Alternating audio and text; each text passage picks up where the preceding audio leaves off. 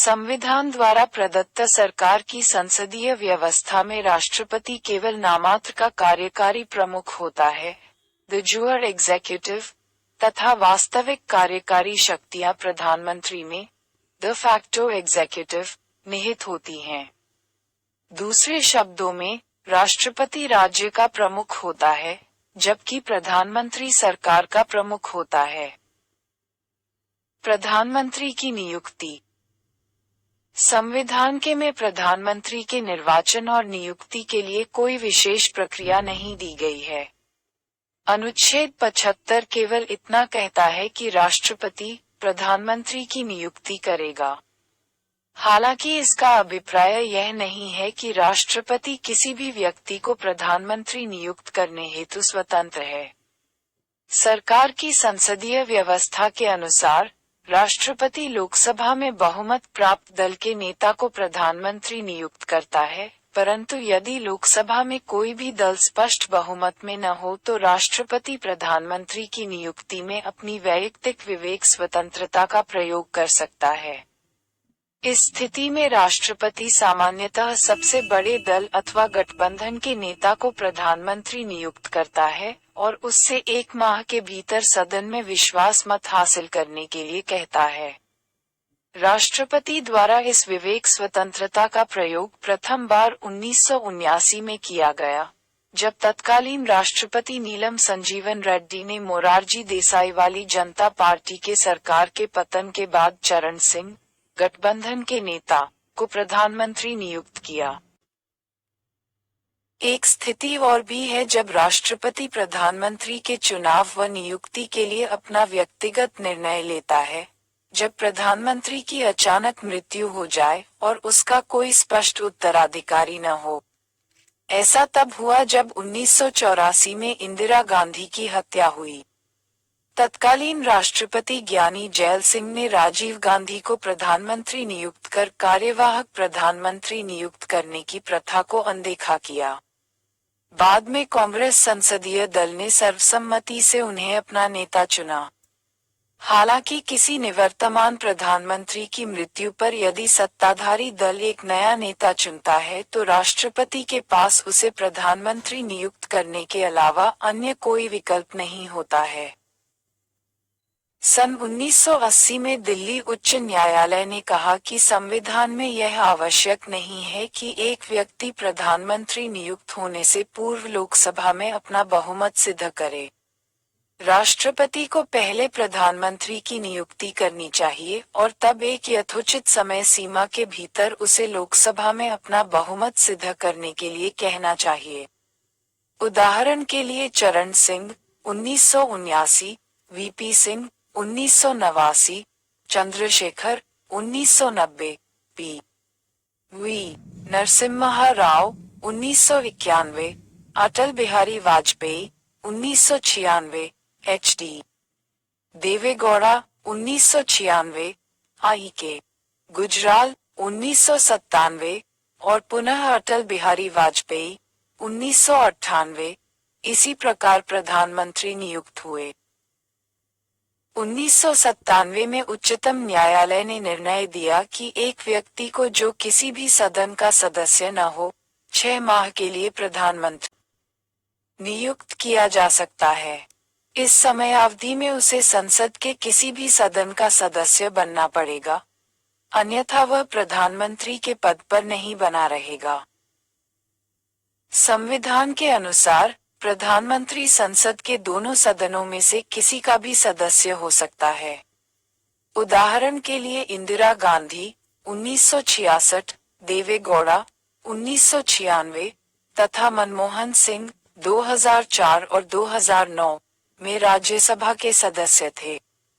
दूसरी ओर ब्रिटेन में प्रधानमंत्री को निम्न सदन, हाउस ऑफ कॉमन्स, का सदस्य होना ही चाहिए।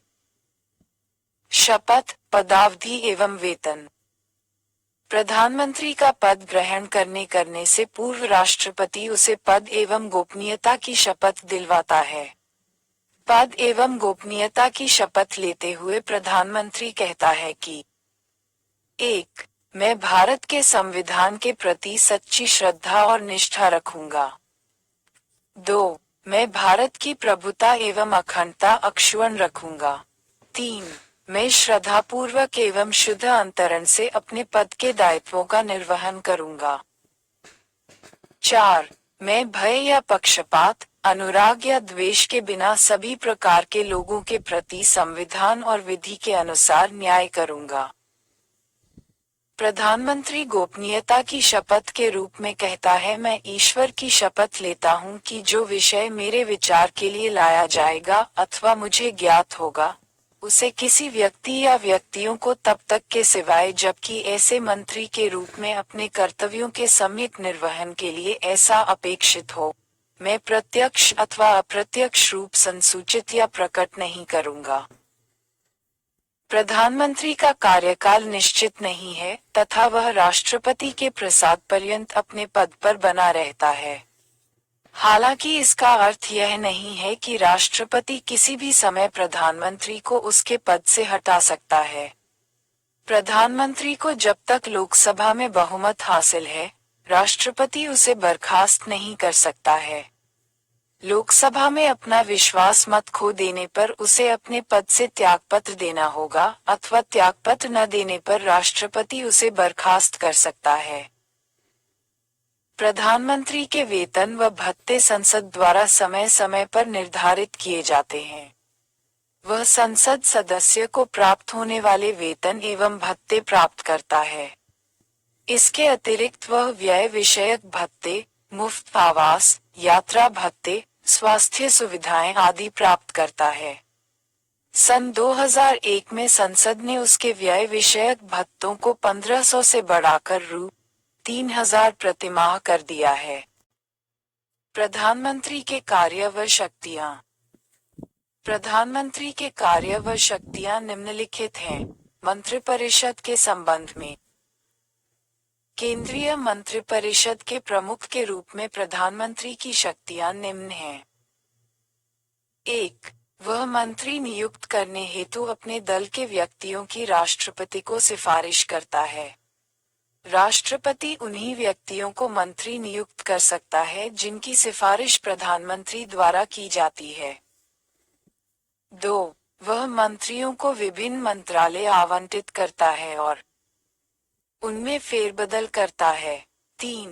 वह किसी मंत्री को त्यागपत्र देने अथवा राष्ट्रपति को उसे बर्खास्त करने की सलाह दे सकता है। 4. वह मंत्रिपरिषद की बैठक की अध्यक्षता करता है तथा उसके निर्णयों को प्रभावित करता है। 5. वह सभी मंत्रियों की गतिविधियों को नियंत्रित, निर्देशित करता है और उनमें समन्वय रखता है। 6. वह पद से त्यागपत्र देकर मंत्रिमंडल को बर्खास्त कर सकता है।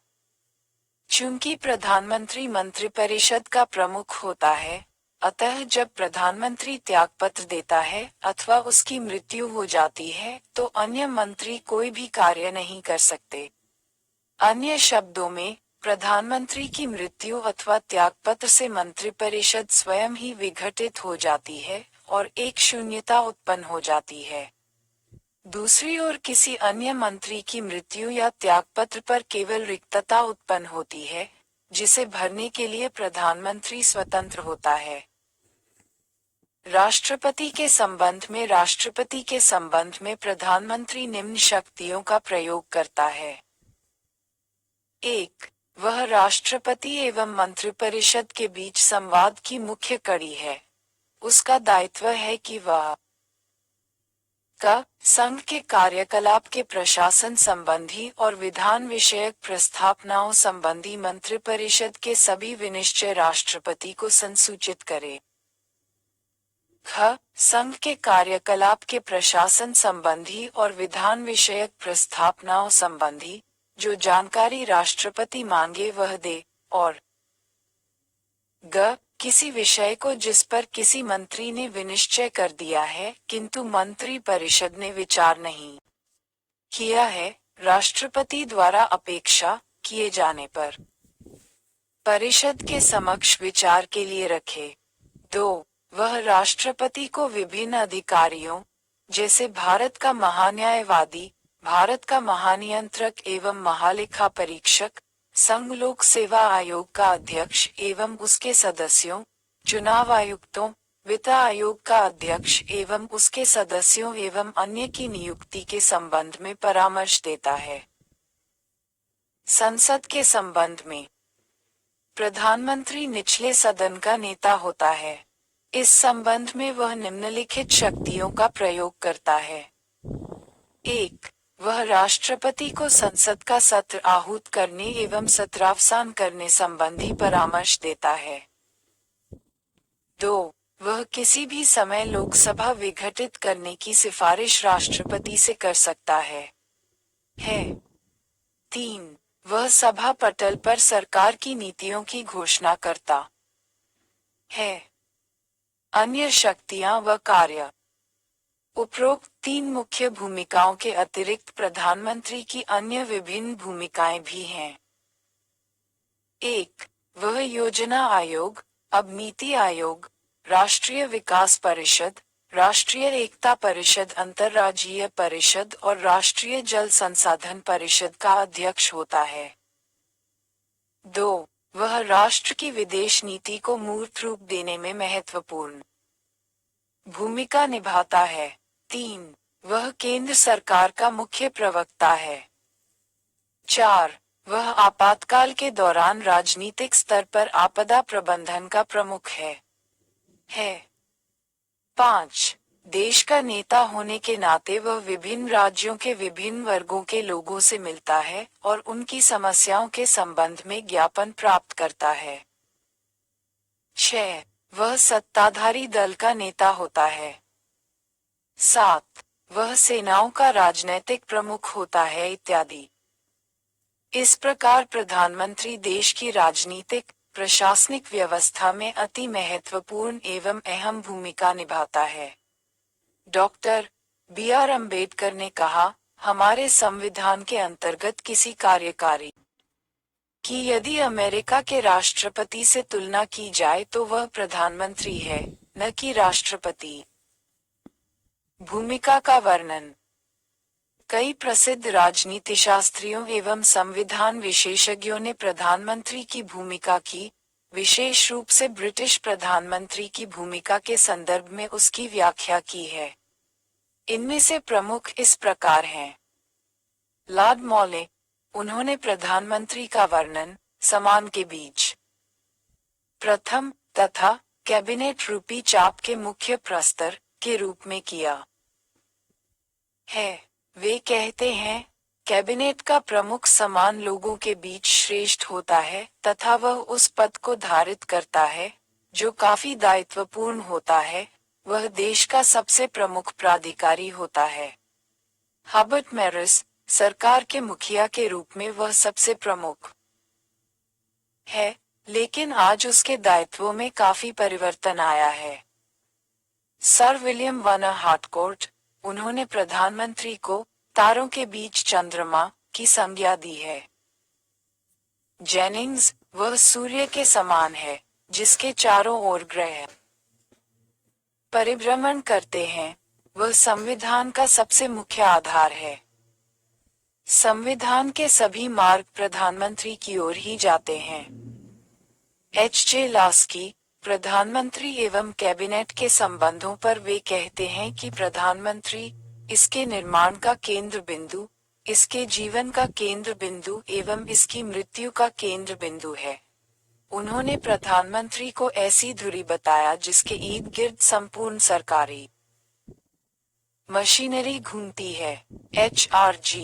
ग्रीव्स, सरकार देश की प्रमुख है और वह प्रधानमंत्री सरकार का प्रमुख है। मुनरो ने प्रधानमंत्री के लिए कहा, वह राज्य की नौक का कप्तान है। रैमजे म्यो ने इसे राज्य के जहाज का मल्लाह कहा है। ब्रिटिश संसदीय व्यवस्था में प्रधानमंत्री की भूमिका इतनी महत्वपूर्ण और अहम होती है कि देखने वाले इसे प्रधानमंत्री सरकार कहते हैं। इस प्रकार R.H. क्रासमैन कहते हैं, युद्ध के पश्चात कैबिनेट सरकार प्रधानमंत्री सरकार में पुनर्तः परिवर्तित हो गई है। इसी प्रकार हम्फ्रे बर्कले कहते हैं, संसद प्रायोगिक रूप से संप्रभु नहीं है। संसदीय लोकतंत्र अब ढह चुका है। ब्रिटिश व्यवस्था का प्रमुख दोष प्रधानमंत्री की सुपर मिनिस्ट्रियल शक्ति है। यही व्याख्या भारत के संदर्भ में भी सही है। राष्ट्रपति के साथ संबंध। संविधान में राष्ट्रपति प्रधानमंत्री के संबंध में निम्नलिखित उपबंध हैं। 1. अनुच्छेद 74। राष्ट्रपति को सहायता एवं सलाह देने के लिए एक मंत्रिपरिषद होगी जिसका प्रमुख प्रधानमंत्री होगा। राष्ट्रपति इसकी सलाह के अनुसार कार्य करेगा, हालांकि राष्ट्रपति मंत्रिमंडल से उसकी सलाह पर पुनर्विचार करने के लिए कह सकता है। राष्ट्रपति इस पुनर्विचार के बाद दी गई सलाह के अनुसार कार्य करेगा। 2. अनुच्छेद 75। प्रधानमंत्री की नियुक्ति राष्ट्रपति करेगा और प्रधानमंत्री की सलाह पर अन्य मंत्रियों की नियुक्ति करेगा। ब. मंत्री राष्ट्रपति के प्रसाद पर्यंत अपने पद पर बने रहेंगे। और स. मंत्रिपरिषद लोकसभा के प्रति सामूहिक रूप से उत्तरदायी होगी। 3. अनुच्छेद 78 प्रधानमंत्री के कर्तव्य हैं। क. संघ के कार्यकलाप के प्रशासन संबंधी और विधान विषयक प्रस्तावनाओं संबंधी मंत्रिपरिषद के सभी विनिश्चय राष्ट्रपति को संसूचित करे। ख. संघ के कार्यकलाप के प्रशासन संबंधी और विधान विषयक प्रस्तावनाओं संबंधी जो जानकारी राष्ट्रपति मांगे वह दे। और ग. किसी विषय को जिस पर किसी मंत्री ने विनिश्चय कर दिया है किंतु मंत्री परिषद ने विचार नहीं किया है, राष्ट्रपति द्वारा अपेक्षा किए जाने पर परिषद के समक्ष विचार के लिए रखे। वे मुख्यमंत्री जो प्रधानमंत्री बने।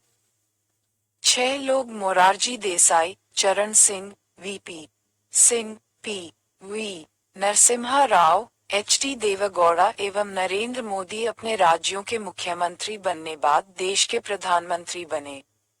मोरारजी देसाई तत्कालीन बंबई राज्य के 1952-56 की अवधि तक मुख्यमंत्री थे, जो मार्च 1977 में देश के पहले गैर कांग्रेसी प्रधानमंत्री बने। चरण सिंह अविभाजित उत्तर प्रदेश के 1967-68 तथा पुनः 1970 में मुख्यमंत्री थे, जो मोरारजी देसाई के बाद प्रधानमंत्री बने।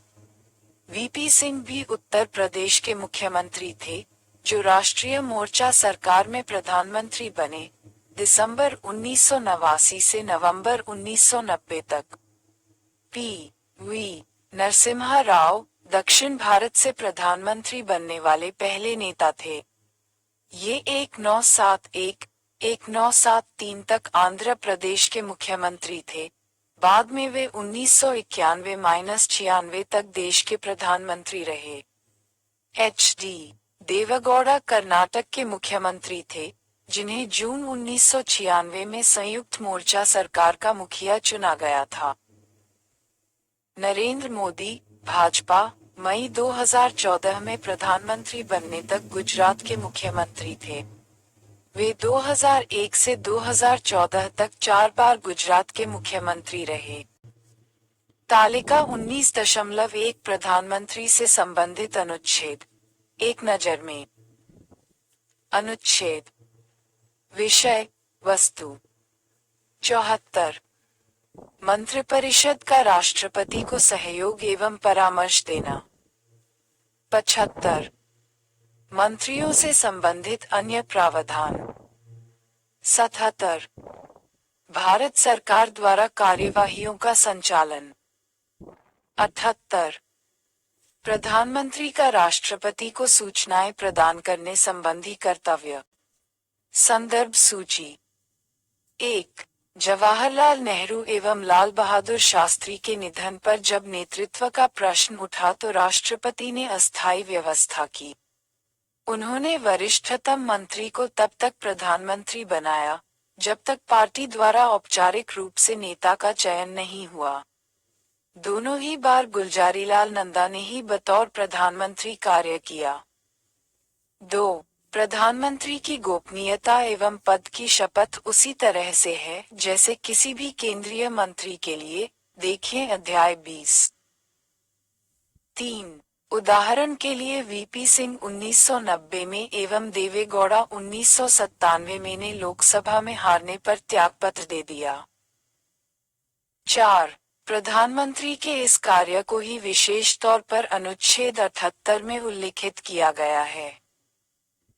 5.